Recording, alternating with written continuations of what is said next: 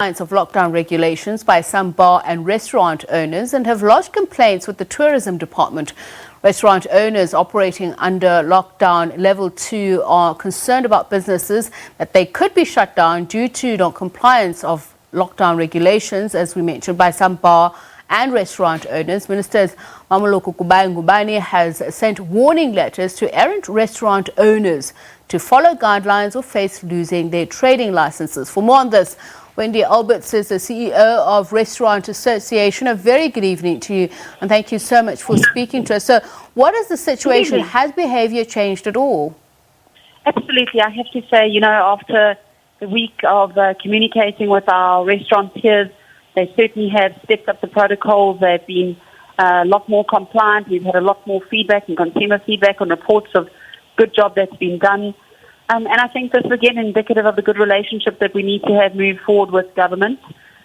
We are also lobbying and immediately requesting that the limitations within bars and pubs also get limited. They feel that there's a massive amount of discrimination on their part. Some of those bars and pubs are close on 1,000 square meters. It's very difficult to make financial measurements on limited numbers of 50. And we also are addressing the lifting of the curfew. We've seen the numbers are dropping, and we certainly are in a position now where we need to move through the stages of level 2 and try and motivate to get to level 1. But what is the problem? Are restaurants deliberately flouting those safety precautions? One of the key things I think in my experience over the last week really has always been about statistical information. We always get pushback from government quickly and imminently, and there's always urgency to deal with things, and we never ever get the real data that we need. So we don't know who, how many. So after we've done our research, we certainly put our survey out, we're an understanding of where the sector is that was having difficulty in compliance. And it certainly sat within the bars and pubs.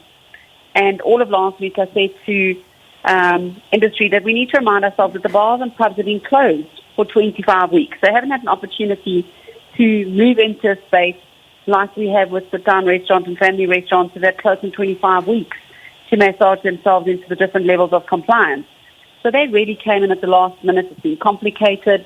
They don't have enough resources, not enough staff, limited 50, including the numbers, high rentals, demands on all their expenses, etc., trying to follow the protocols, patrons being, feeling that they don't want to fill out the registers, staff being abused.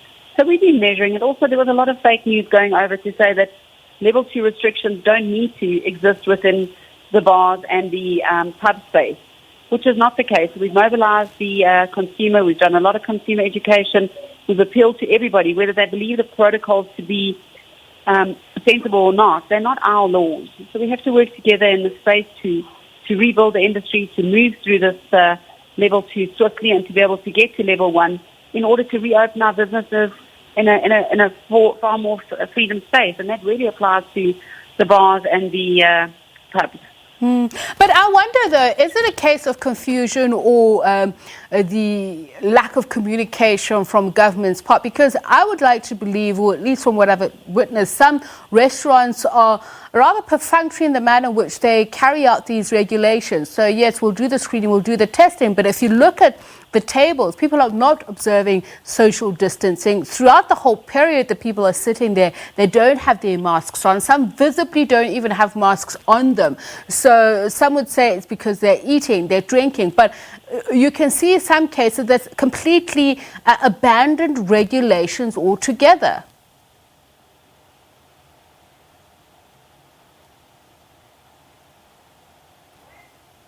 Ms. Alberts, are you still with us? Absolutely. I said those establishments really need to be responsible in ensuring that the protocols are followed, because the quicker we all move through compliance, it allows us to move to level 1. And there are very many mitigating risk factors that we can get into and have discussions surrounding with regards to the levels. The complexity within the bar space and the pub space is very different to a sit-down restaurant. And we should have looked at ways of doing things perhaps a little bit differently within those establishments. But like I said to you, over the last weekend, we certainly have seen an upturn. We certainly have seen the bars and particularly those establishments move forward in a more positive way in trying to ensure that the protocols are of the highest priority to the industry.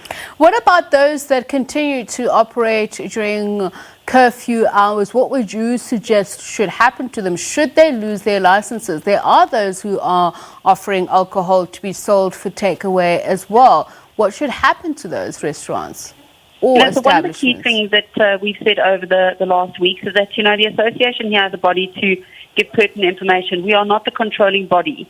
So we are not the authorities, and then government needs to call on the authorities to take action for non-compliance.